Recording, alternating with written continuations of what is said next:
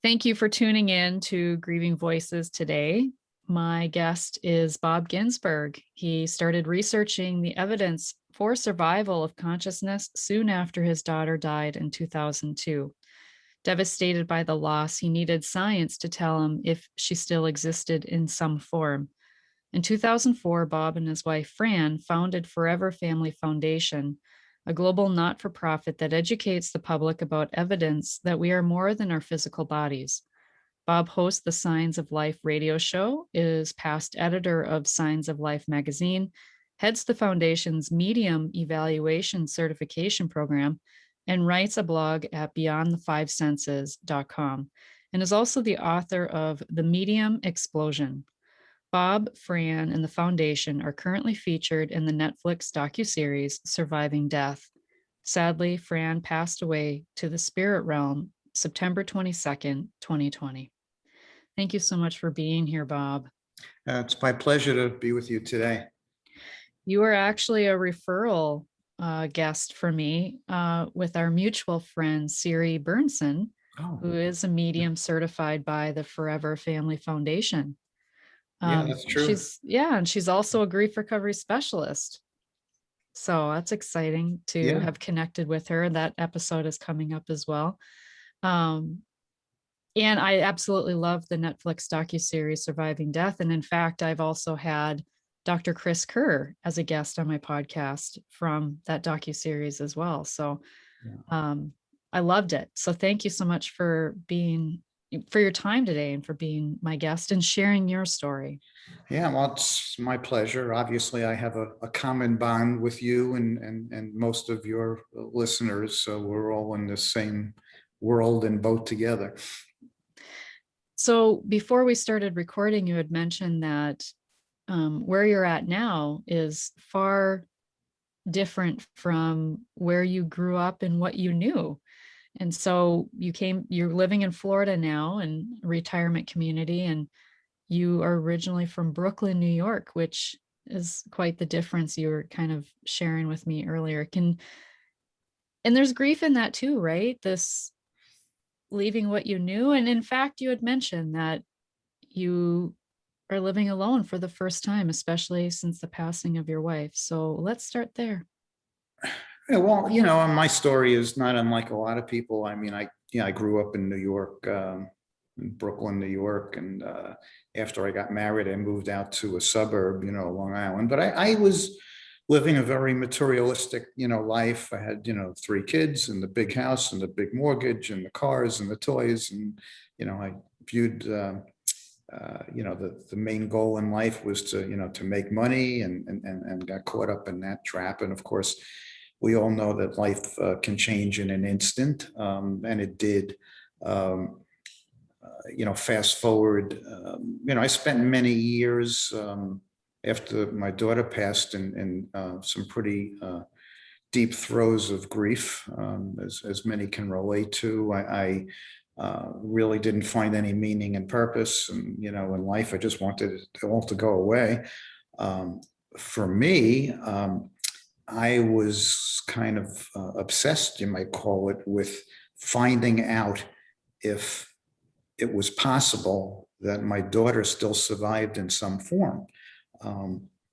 Logic told me that that was just fantasy and that wasn't, possible.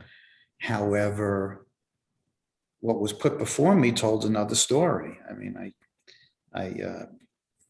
without getting too much involved, when the morning of the accident in which my daughter and son were involved in, my wife Phran woke up at 3 o'clock in the morning, and she sat up in bed and she was white and she was trembling and she was beside herself. And I said, "What's the matter?" And she said, "Something horrible is going to happen today." And I said, "Well, what does that mean? What can you tell me more?" And she said, I can only tell you that it's going to be utterly devastating, something, today. And so I did what most parents would do. I checked on, my 3 children throughout the day. My middle daughter was already at college. She just started her college career. My son, we had the SUV all packed up. The next morning, I was taking him back to his college. And my youngest, Bailey, she was working one last day in a part-time job before, returning to high school the next day. And, at the end of the day, everything was fine. I let my guard down. It faded from my awareness. We were all out to dinner. We had two cars. Fran and I wanted to stop for some essentials, and my son and daughter left in another car. And then coming home, we came upon an accident, and then our worst fears were realized when they were involved in an accident. My daughter didn't survive the injuries. My son was seriously injured and airlifted to a hospital with brain injuries. And then eventually, when it became clear that my son was going to recover, I started to think, like, how is that possible? Like, how did Fran know? Because she knew I was, she was trembling, and that led me. What I needed was the science end of it. I started traveling all over the country, meeting with medical doctors and scientists that studied consciousness, trying to figure it out. I fought the notion. I was so caught up in my grief that I kept having these extraordinary experiences and all this knowledge put before me, and I refused to accept it until, one day I relented under the weight of all the evidence, and that enabled me to find some meaning and purpose in my life. And, of course, that grew and mushroomed and all that.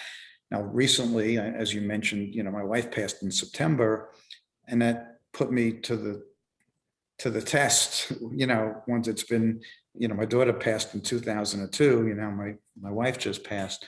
And it's sort of have to reinforce everything that I thought that I knew, and because we're human, and despite what grief takes over and all over again. As you mentioned, in dealing with the grief, it was a little bit unusual because I realized that I've never lived alone in my whole life. I lived with my parents until I went to college. In college, I had roommates all the time. I got married pretty much right after college, and then we lived together. I lived together with my wife for 46 years, and then now, so I said, wow, here I am. I'm living all alone, something that many people do, but it was foreign to me. So I was dealing with a complete overhaul, in lifestyle, in addition to, all the feelings and all the emotion. I think that for me and for many others, the knowledge that our loved ones still survive in some form is, in fact, a form of grief therapy. To me, there was nothing else that anybody could possibly say that would give me any hope and comfort. But the knowledge that, my daughter and my wife, still exist, enable me to keep going. Not to suggest that it's a magic pill, for grief. I mean, that notion is absurd, but I think that such a belief allows you to, when you reach those deep chasms of despair, it allows you to dig out. So wait a second, I've experienced these signs and communications. I know about all this stuff. I've read all the research. It can't be all by coincidence. It reaches a point where, we start with some vague hope, and that becomes some belief, and then ultimately some inner knowing, and that inner knowing, I think, is a very valuable piece of the puzzle, in recovering, from grief. So that's a long-winded answer to a short question that you asked, but that's sort of where I am today. That's an incredible story, and thank you for sharing. And I'm so sorry for the loss of your daughter and now your wife. And I can't help but think too, I can't imagine what that belief system, if we pass that on to our children, what that might do for their grief too. This understanding, if they, like, for me personally, when my dad passed away when I was 8, I didn't have this, there wasn't the communication and about faith or religion or the spirituality more so, Yeah. that's possible, that I could have talked to my dad, or I saw him be put in the ground and I thought, well, that's what happens when you die and there's nothing else, like that's what happens. And then I was angry at God too, right? Because Mm. I was still little and I was still going to Sunday school, and Jesus loves you. Well, a Jesus who loves you, why would he do this? Why would he take my dad? And so there was a lot of missed opportunity for people to communicate that with me. And what a difference I think that could have made in my grief, that it would have been okay to have that communication, even if he wasn't there. And I'm really curious too, what were you doing in your life at the time that you kind of dropped whatever you were doing and just looked for research and experts and things like that? And also, too, I have another question on top of that. Was Yeah. your wife on board with you on that? Well, she was more than on board. She was my lifeline because she had all of these intuitive experiences and this deeper spiritual knowledge, not religious knowledge, but spiritual knowledge. Um, and I was sort of living vicariously through her because one thing that I knew in all of our many, many years together, she never ever lied to me, not once. So I trusted everything implicitly of what she told me. And so I was elated when she would have all these experiences. I mean, I craved to have them too, and I wasn't getting them, but she did, and that helped me get through. Um, when we formed the foundation, I mean, it's sort of a mixture between science and spirituality. I was the science end, and she was the spirituality end. And what we found, as many people have found, even many of today's physicists, is that they're not as different as they might appear. The physicists are sounding more like spiritualists, today, because they're finding out things that the ancients once knew and we're rediscovering.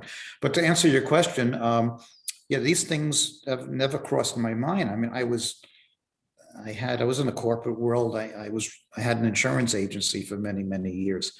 Um, everything, when you strip down, you have a loss like losing a child, you strip down to nothingness, and material things lost all of its appeal, and I couldn't care less, about it. I was fortunate that I had some people and employees that picked up the ball, and I just told them I'm not available. I don't care what happens. Do the best you can. So I gave that up pretty much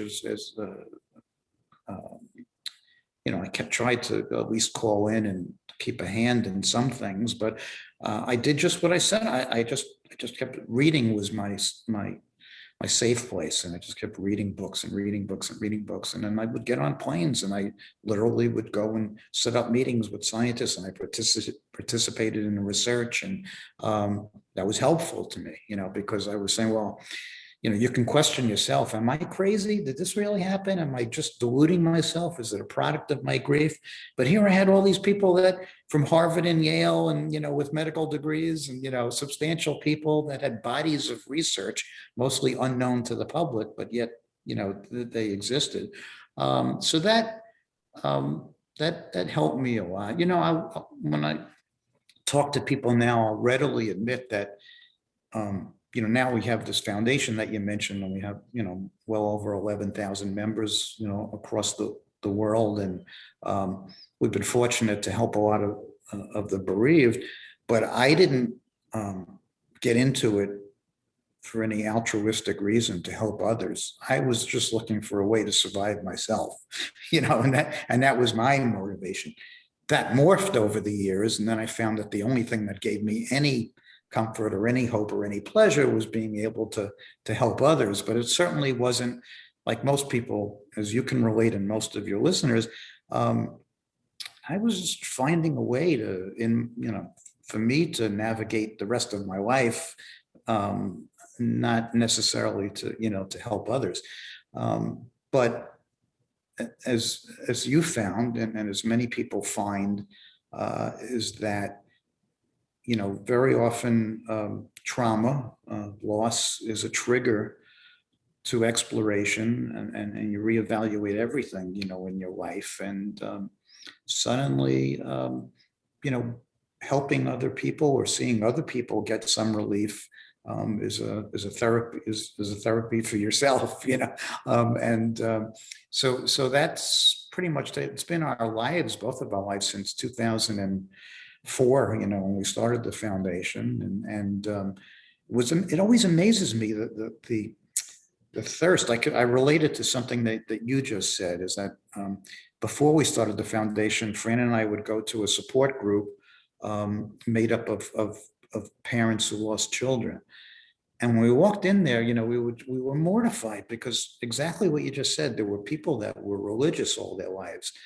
And the stuff we heard coming out of their mouths, blank God, I was taught that if I did this and I did that and I did this, I would be taken care of, and there was false promises and they were so angry, and that struck me.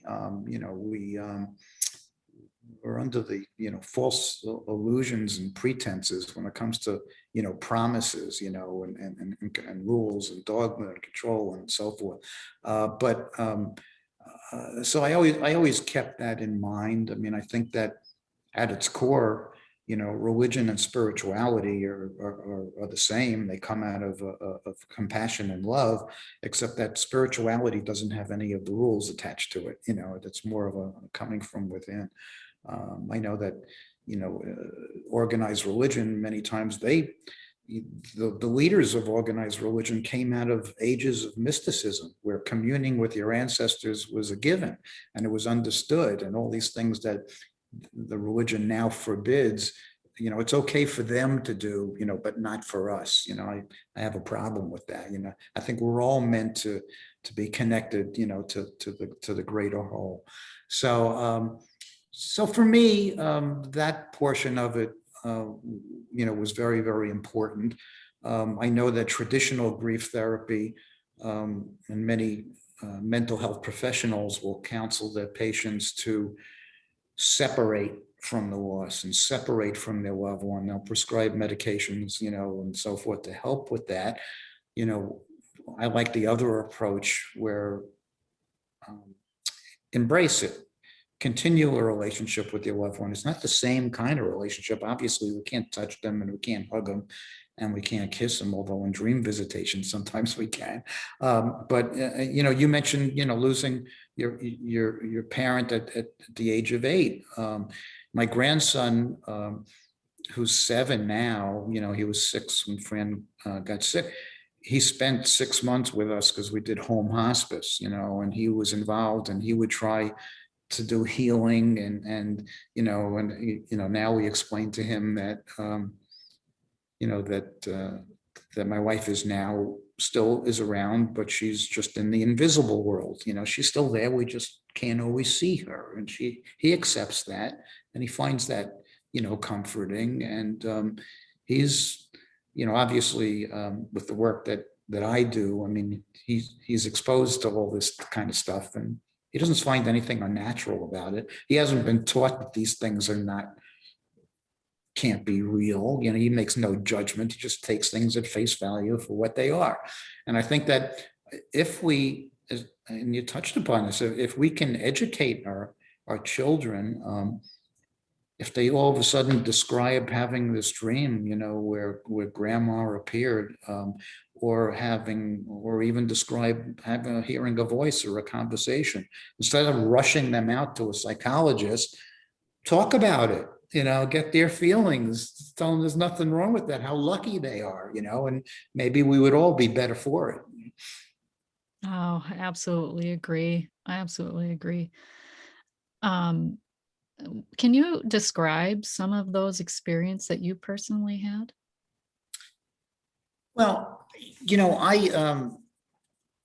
for me, I'll preface it by saying that, if you don't believe these things are possible, you're not going to recognize any things that happen. You have to be That's open true. to, for me, it was the science part of it that opened me up to get, direct personal experiences. But after my daughter passed, I was very fortunate in the fact that I had probably over the course of the 5 to 6 years, I had 75 dream visitations from her, and I journaled each and every one.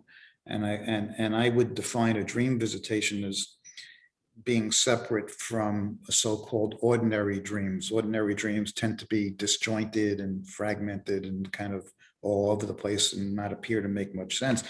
In a visitation dream, and the theory behind it is that our loved ones in spirit are these entities of energy, and they find a conduit to get through to us when our monkey mind, so to speak, is at rest during the REM stage. And during these dream visitations, I mean, I could hug my daughter and I could talk to her and I could tell her how much I loved her and I could smell her and all this stuff. And that kept me going. And I knew enough to write each one down, because every time I felt really horrible, I pick up my journal and read all of these, and they were, brought me back to life, so to speak. But we had, incredible experiences. What I found after my daughter passed, my wife Fran and my other daughter went on the computer in her room, and they found all of these writings and essays and poetry that she had written. We never knew about, and most of it had to do with what happens after we die. Which raises the question of, what, do certain children have an inner knowing that their lives may be cut short? Her best friend, my daughter's best friend, told us that when they were both 12 years old, my daughter made her friend enter into a pact with her. And the pact was, if one of them that were to die before the other, they would leave a sign for the other one so that the other one would know that they still existed. How many 12-year-olds make a pact like that? She wrote poetry. She wrote this beautiful poem called The Wonder Awaits, talking about what happens, after we die, and that how she was going to come back and let us know. Which, by the way, after reading all those things, we felt compelled to start the foundation. But there is some evidence that some of us, have this knowing somehow, that things will, we won't have a long time, on this earth. By the way, in that incident that I just mentioned, the pact that she made with her friend, after my daughter's funeral, I didn't even know this. Friend never told me about this till later on, but my daughter's best friend came over our house and told Fran about the pact, and that my daughter Bailey's pact was that she was going to take a blue magic marker pen and she was going to put it in an unusual place. And when my daughter's best friend returned to her home, she walked into her room, and then neatly placed on her computer keyboard was a blue magic marker. And she said that she didn't own one, and she certainly had not been using one like for years, and so she had no idea how it was there. And then she went around to all the other members of the household and asked if anybody had been in the room, and everybody said no. Of course, did I dismiss this? Yes. Fran didn't, but I did. I just, okay, that's an amazing coincidence, but a coincidence. But these things just started happening and happening and happening and happening. I don't know. I don't imagine we have time for me to get into some, but some of them, I would write down every experience. And I even sought out the help of a statistician. That shows you how sick left-minded I was, to calculate the odds of each one of these things occurring. And when I reached 20 experiences that had odds against chance of 1,000,000 to 1 each, then I relented because I had the evidence. This has to be true. You can't have 20 million to 1 shots. You can no longer explain them away. And so we've had experiences like that. Right now, there's such a thing called electronic voice phenomena, something that 99% of people have never heard of. But what happens is that people, this has been going on for decades, but people take recording devices, and back in the day they were these reel-to-reel things, and now they're digital recorders or their phones, and they set an intention to talk to their loved one, and they turn on the recorder for 20 seconds. And then they turn off the recorder, and then they play it back. Sometimes, not often, sometimes people experiment with it for months or even years before they start getting voices, but sometimes you get the imprint of voices onto the recorder. We have a friend of ours, who's a close friend of Fran's, and she's been experimenting with electronic voice phenomena for many, many years. So after Fran passed, she would she'd write down 7 or 8 questions that she wanted to ask Fran in spirit to answer. And then Janet would send me the recordings back when there was something appeared. And one of them, she said, "Phran, what is the name of the organization that you founded?" And then on the tape, you hear Forever Family Foundation. So these things are really interesting because there's tangible evidence. There's a recording, and if you could rule out fraud or other external, factors, it's pretty compelling. We don't know how it's possible, but yet find a way to make this imprint. So there are things, people learn about end of life experiences, and having deathbed visions,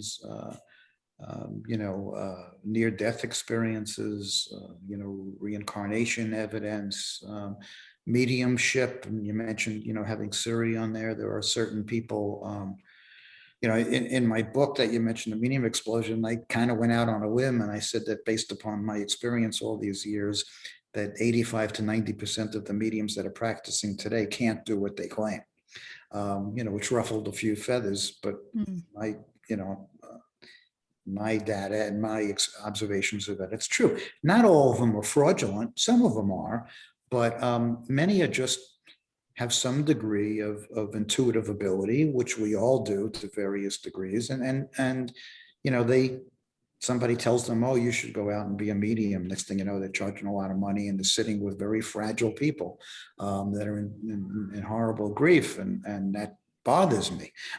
So that's why we test these mediums, and that's why I put that stuff down on the book. But these are ways in which people can keep in touch, with their loved ones. We try to counsel people to try to do these, get into these altered states of consciousness through meditation or whatever, music or art or whatever, nature, and try to foster, direct, communication.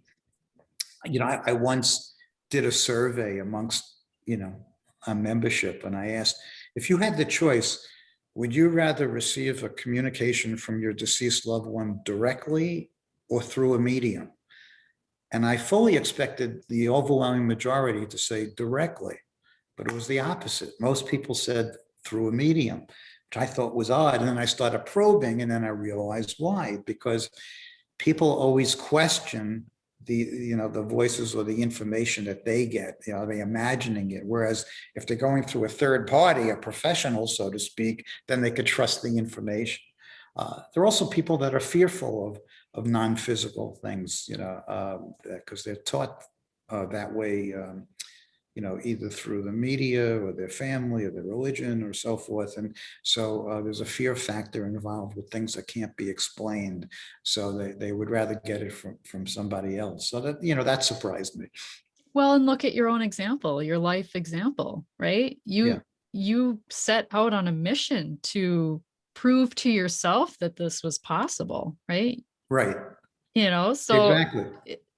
You were kind of I'm surprised you didn't know the answer to that because of your own experience. Yeah. And what we find all the time is that my experience is that people who believe in an afterlife, or people believe in we call it survival of consciousness, appear to do better in their grief than those who don't. There are many people that I've noticed over the years, and I don't have to tell you because you're well versed in this, but they become defined by their grief. And the notion to these people, if you suggest that their loved one still survives in some form, they interpret that as an affront, as an insult to their, like it diminishes the depth of their grief. And I understand it. And there are people that, and we don't try to convince anybody. We just tell people what we know and what we've learned, and people make their own choices. But I think, we hold these grief retreats, and one of which was featured in that Netflix documentary that you mentioned, and we just finished up one 2 weeks ago, in July in Connecticut, and we see it time and time again. There are people that leave on Sunday night in with much more clarity and hope and comfort than when they arrive. There are people that arrive in such throes of grief that they can't even smile. They can't laugh. They can't do anything. And there's a lightness, to it at the end. And we attribute that to, to the knowledge that they gained. And the question is, though, does it last? And so we try to keep in touch and follow up and see, because now you're on this high. It's like going for a medium reading. You're on this immediate high. It's wonderful, and then you go back in the real world, so to speak, and you talk to your friends and your colleagues and your family, and they kind of poo-poo it. The stuff. Yeah. I hate when they say, but if it makes you feel better, so. I think that there's a real there's been some clinical research that shows that belief in survival of consciousness has a positive effect on one's grief. It's backed up by science, and we really believe that, and that's why we continue in that work. I would love to include in the show notes a resource that you have that people can go to and read for themselves, if you're willing to share after we record. Yeah. Also, I mentioned on our website, foreverfamilyfoundation.org, we listed by category all of the better books on the subject that we recommend people, grief and loss, and science and mediumship and so forth. So there's a complete resource on there that people can refer to. There's a medical doctor that we're associated with. He's on our board. His name is Dr. Piero Calvi Parasetti. And it's interesting. He's an Italian born, and he's lived in Scotland for the past 20 years. So he's a purebred Italian that speaks with a Scottish accent. I'm always fascinated to talk to him. But he wrote this book, which is based on cognitive behavior therapy, called, Love Knows No Grief.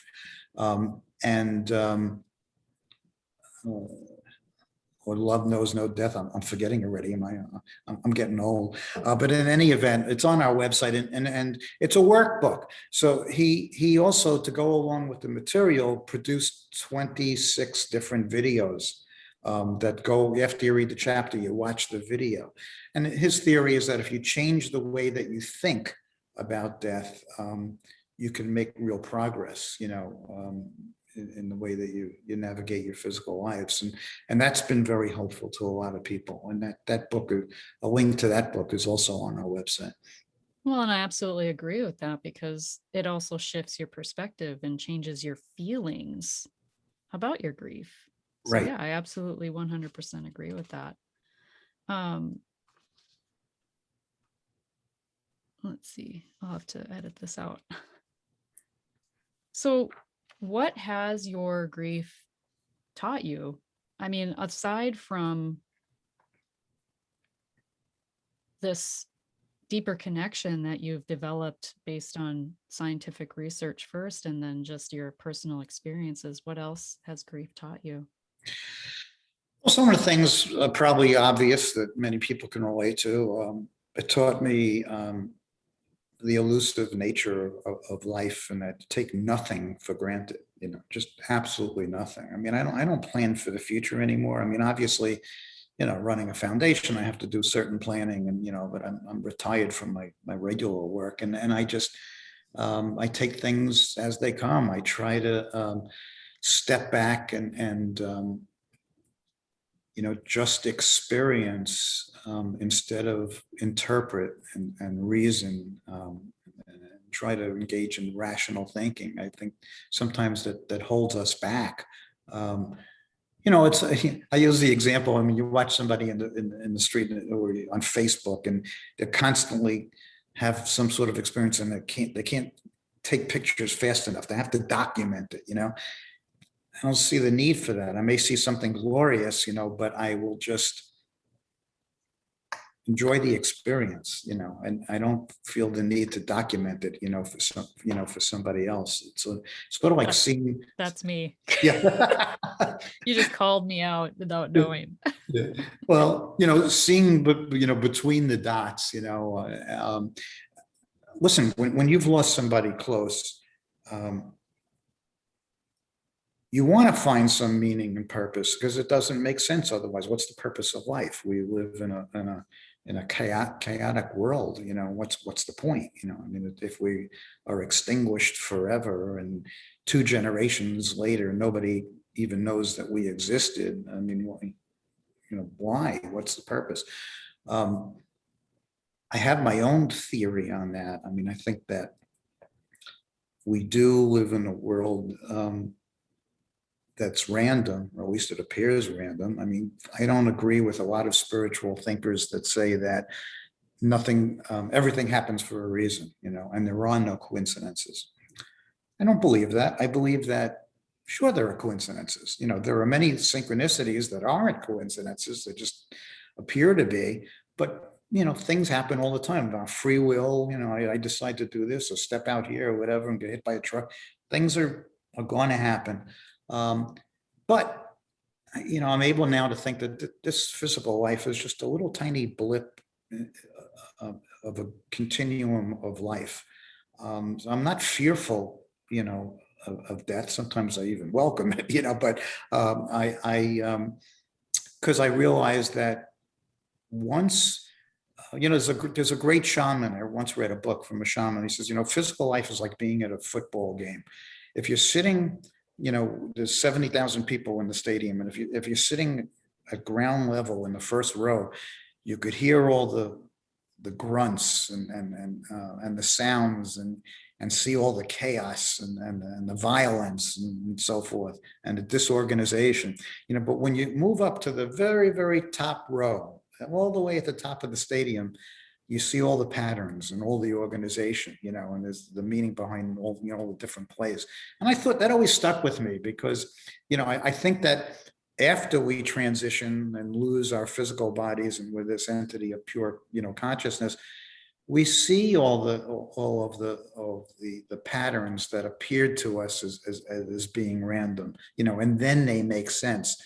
But we can't make sense of it while we're here, and then after somebody dies, we have no choice but what are our choices? We have to continue on, figure out a new way to invent ourselves, figure out a new way to navigate this new life that was thrust upon us, that a life that we never wanted or imagined, and go on from there. I mean, that's there's no choice. So I mean, I try to now look at things and find some reasons, and I try to experience more. I try to do things. I don't do things that I don't feel like doing. I only do things that I enjoy. I took up golf again, I hadn't played in 20 years. I go out and play golf. To me, that's meditation. I'm the only guy in the club that plays alone. It's the way I want it. You know, I just, I can talk to myself. I could talk to my loved ones while I'm playing. I enjoy all the nature. And to me, that's my meditation. We all need to find some sort of an outlet to clear our heads, and to get closer to what we're meant to be. And maybe our purpose in life, people are always asking the deep questions, what's the purpose of life?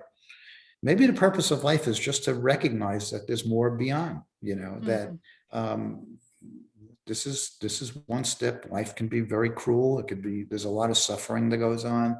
There's nobody that's making us suffer. It just shit happens, and that we'll move to the next phase eventually, and we'll go from there and move closer to so-called enlightenment. I don't particularly like that term, but gain more clarity in our lives and have more experiences.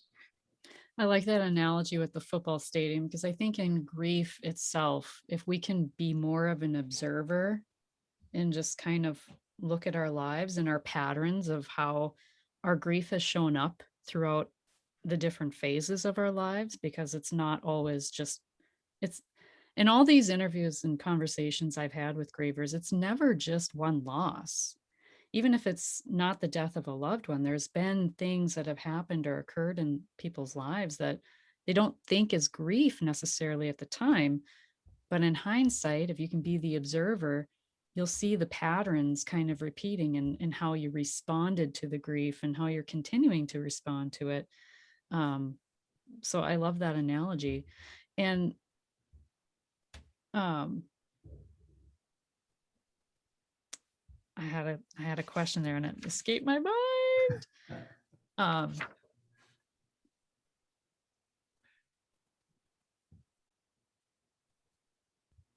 one second here.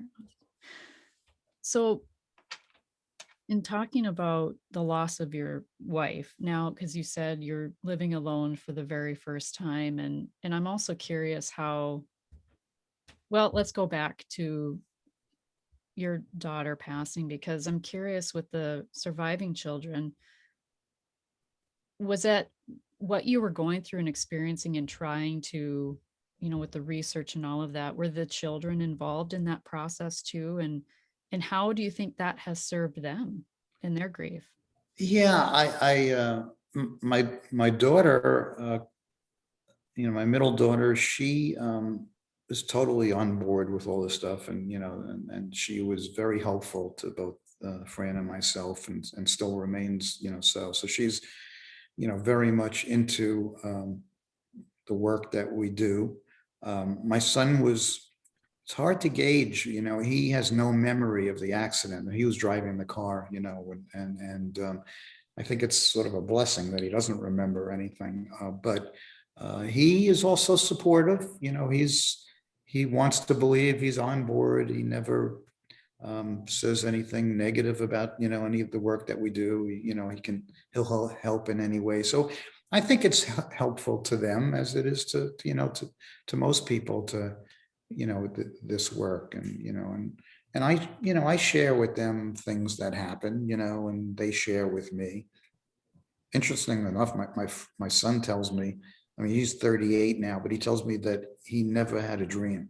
I mean, of course, I know he must dream, but he never remembers a dream, which is odd. I never met anybody that never remembered any dream, but so he's sort of detached in that sense, and he's a quiet and shy guy, but I think he finds some comfort. I also think that they want to support me, so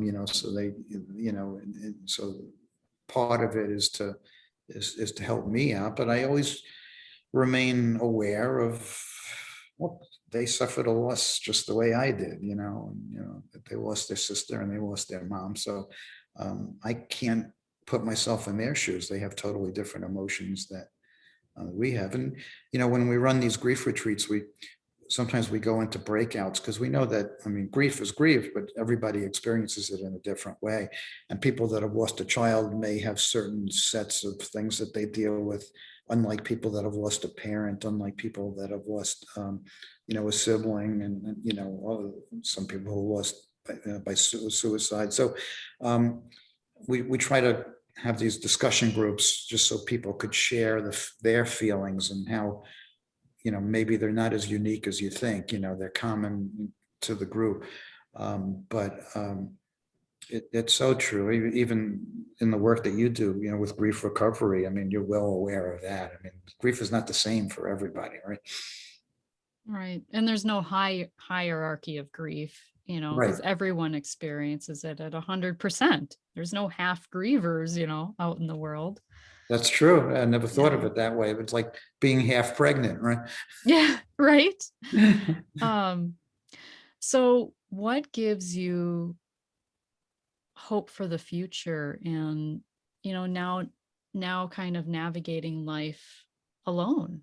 Like how do you keep your spirits up and not let yourself slip into that, because you know what you know.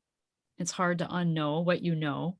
And what Right. you know is, and you had shared this, is that you welcome death sometimes, um, for obvious reasons, but how do you keep yourself from not slipping too far down that slope? Well, for me, I find that keeping busy, I do better when I'm busy than when I'm not, because when I'm busy, I'm not thinking about it constantly, whereas, I was never and even when I'm not busy during the day, obviously with the foundation, there's tons of work that I could do. And I I do it until I don't feel like doing it anymore, and then I stop, and then when I feel like it again, I'll do it again. I don't feel pressure to just, everything, can wait, my wife was never like that. Oddly enough, she was 24/7, constantly. One of my big challenges was trying to get her to, to take a break. I do that now. I was never a huge TV watcher simply because we were always working, but now I binge watch, these shows, on Netflix and Amazon, all these things, like through half the night, and I'm not much of a sleeper. Um, that to me is helpful because while I'm watching all these interesting, series, I'm not thinking about how sad I am, and that to me is helpful. So when I when I find, and how do I still listen with, it's a common, it bothers me somewhat, because after having the foundation for so many years, and, people knowing my story and blah, blah, blah, and I get comments, well, you must be doing, great, because that, Phran still exists, and you must be getting signs like crazy. I'm still human. I'm like, just like everybody else, I dig myself out, from, for me, going over in my mind my experiences and what I know, and maybe it'll take me picking up a book I haven't read in 15 years, or just to reinforce, or um, I have enough tools in my bag to try to get myself on the right track again. I'm still going to fall off the track. I fall off the track every day. I'm able to get myself back on, but that's the key. There are people that are not as fortunate, and they're off the track and forever, and they can't get back on. So having these other outlets and these other opportunities and these other resources to guide you, I think are important. So that's pretty much what my life is now. And I probably work harder now than I ever did before. Before I used to goof off a lot, but now it's therapeutic. So I just, keep doing the work. There's two words that you said that I'm going to share with you, because have you read the Grief Recovery Handbook? Um, I have not, no. Okay. You're an avid reader, from what I gather. Yeah. I would encourage you to read that book, the Grief Recovery Handbook. But there's two words that you shared that I want to highlight, because I think it's important for listeners to hear, is that you said you keep busy. And that happens to be one of the myths of grief, because that's what we do, right? And so the question to ask yourself really is, am I doing this to avoid what I'm feeling at this time? Because if it is, then that's not addressing or looking at your feelings and what's going on emotionally. And maybe there's something emotionally incomplete there. And that's where you do have the knowledge of, well, you can still communicate with your wife, and you can still communicate with your daughter. But I just wanted to bring that up because I think it's so important, that it is really easy to get caught up in the rat race of life, and trying to distract ourselves when we are having a tough time or a bad day, or whatever. I found myself doing that too. I got a lot done, but I recognize, knowing what I know, because I can't unknow what I know, right? I have an awareness now. Oh, that's me keeping busy. Yeah. That's me trying to avoid, you know? And so it's then addressing, well, there's my clue, there's my sign that I have something I need to address there. And so I encourage you to read that book. It might bring to light something for you that would be helpful. Yeah, I can relate to that. I think subconsciously I know that when I'm engaged in all these things, like even the binge watching, TV, that um, it's it's an attempt to avoid the pain, rather than to embrace it. It's a temporary fix. It's Yeah. not. And you also bring up another good point, in that sometimes helpers need help too. That just because we know what we know doesn't mean, like you said, we're not human. We're still human and still have those same challenges that other people have. True. Yeah. So what gives you the most hope for the future? And what gives you joy today? Well, you know, we end every radio show with the same slogan, and that is, your loved ones are only a heartbeat away, and science is going to prove it. I'm kind of rethinking that whole thing because the more and more that I learn, I'm starting to realize that we're not going to change worldview about death, I don't think, by the science, although it's possible, but it's by people sharing um, their experiences. And I think we live in a society now where people have these profound kind of experiences and after-death communications, and they're very reluctant to share them with their friends or their family or their colleagues for fear of being judged or ridiculed and, or labeled. And so it's my hope that, and what we try to do is just to, I'm not talking about it. You don't have to go run into the office and make an announcement and lecture people. I mean, just have enough, be brave enough just to share it with people, whether or not you know their beliefs. And when more and more and more people share, it'll become more mainstream. People will be more open to the ideas, and maybe we'll grieve less, as a whole.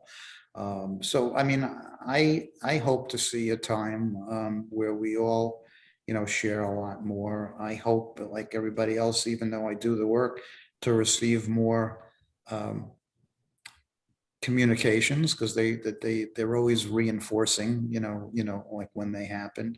And most of all, I just want to continue to engage, with others, and tell them what I've learned, and share experiences, and promote this general feeling that we're more than our physical bodies. We think of ourselves as a brain. A brain is who we are. When the brain goes, what could possibly survive? You're buried in the ground or cremated.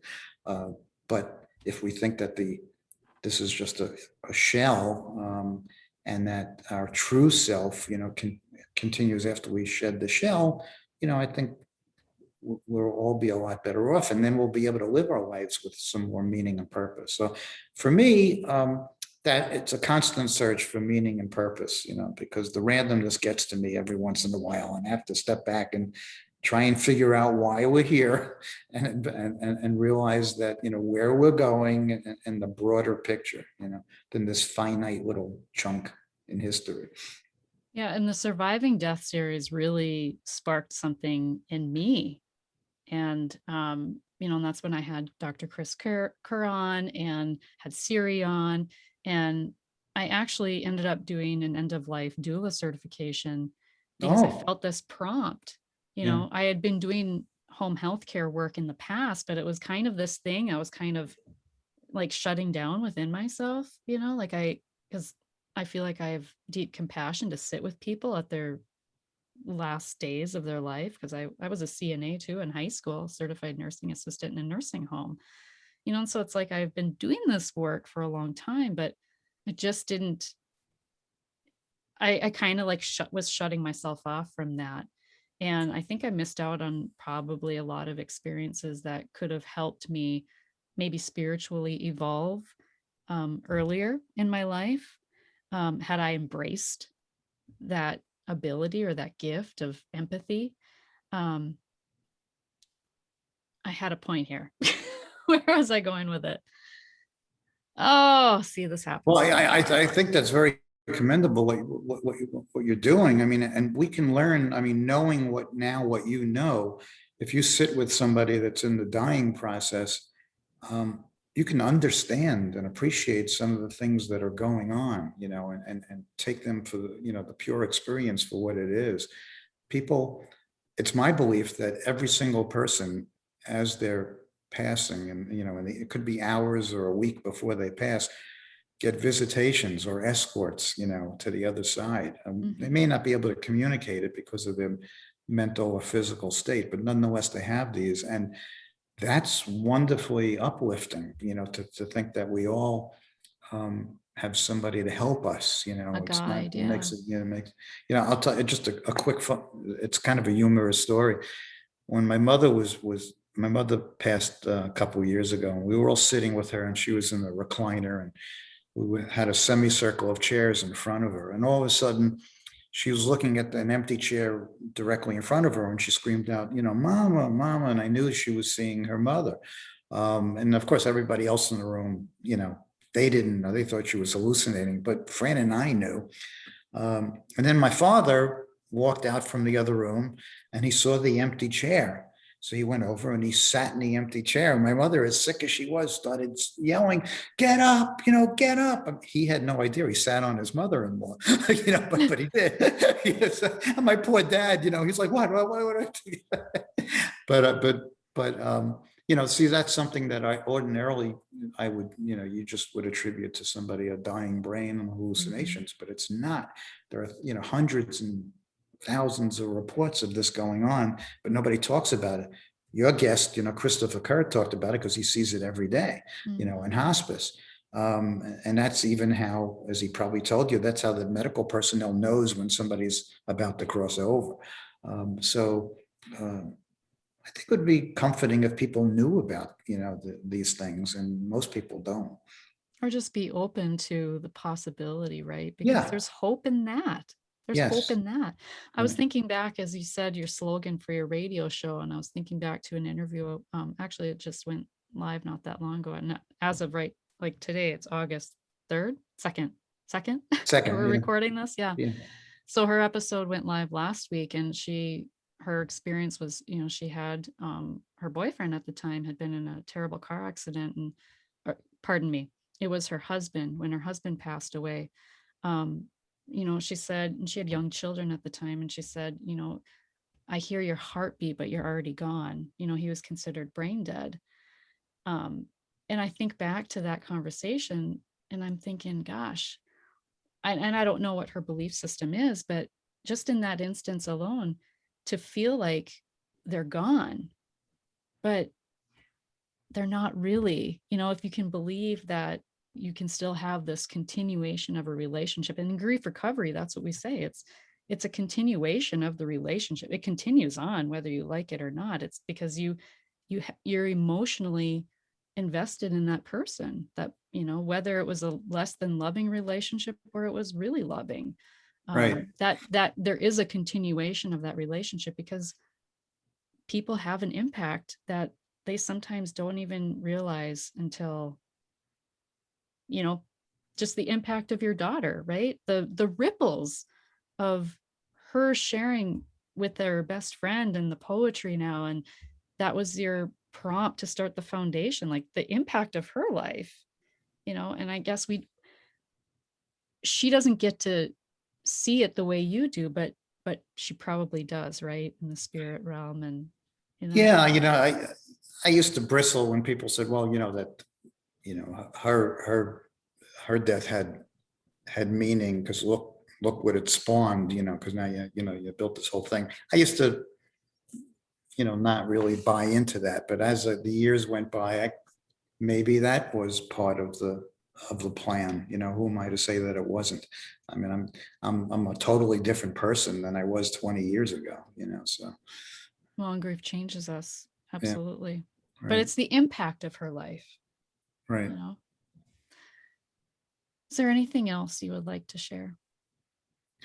No, I just, I appreciate the work that you do, and, in grief recovery. I think that we all need, we all need a way, we need a way to dig out, from where we are, and there's a lot of help, and there are a lot of resources, and I appreciate everybody in the field that approach it from all different perspectives. Some perspectives I agree with, and some I don't, but nonetheless, different things are helpful to different people. Right. So Phran was very much your co-creator of the foundation. What do you think, if she were on here with you, what do you think she would want to share with grievers? Well, I think that there would be nothing extraordinary. She just, would encourage people to be open. There's nothing wrong with being an open-minded skeptic. It's a problem when you're a closed-minded skeptic and you just dismiss everything. I mean, there was a scientist that once said, I wouldn't believe in this stuff even if it was true. So I mean, it's a form of scientism, and just experience, don't judge, and remain open. And that's all you could do.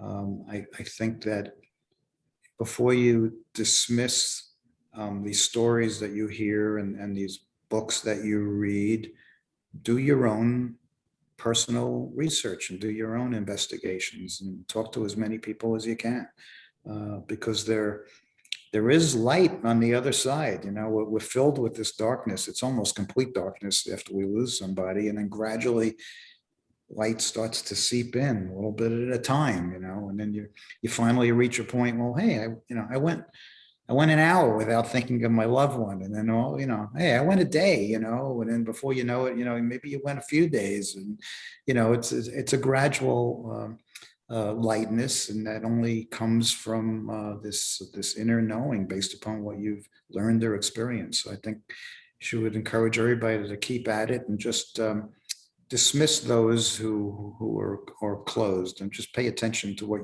is true. As you described how she would probably express herself and what she'd want to say, I thought of this analogy. I heard it recently too, and I can't remember where, but when we go walk into a dark room, we don't look we look for the light switch, right? To turn on the light, to bring in light, to fill the room with light. We are never looking for a dark switch. Right. So even on your darkest of days, it's looking for the light switch. And I feel like that's kind of embodies what you I'm on board with that. Yeah. Would you like to share anything else about Phran? No, I mean, I call myself co-founder of the foundation, but she was the true, founder. She dragged me along for the ride, So of course, now I wish I would have paid more attention when she kept saying things like, you need to learn this, now I realize why I have to learn, everything about the inner workings, but, to be done. I think that she was not afraid to die. She wasn't happy about it, but she was not afraid, only because, she felt there was so much, more work to be done. But, near the end, she did suffer terribly. But she did have an experience like we were talking about, where her deceased aunt, she was very close with and helped raise her. She was having regular conversations with her near the end. So I think that I know she believed that she was destined for this work. I mean, this foundation and the work became her life, and there was nothing that was going to stand in her way. And she was driven to get the message out. She was driven to further the research. She was driven to help the bereaved, and so she left a mark. I said, when the hospice nurse came near the end, and one day the nurse said, you have any questions? And I said, yeah, trying to be joking a little bit. And I said, yeah, what's the meaning of life? Of course that threw her, and she just looked and she said, well, she didn't know if I was serious or not. She said, that's a very difficult question. And Phran, as sick as she was, she just said, it's not difficult at all. The meaning of life is to leave this world a better place. And that was it. And that's the way she lived her life.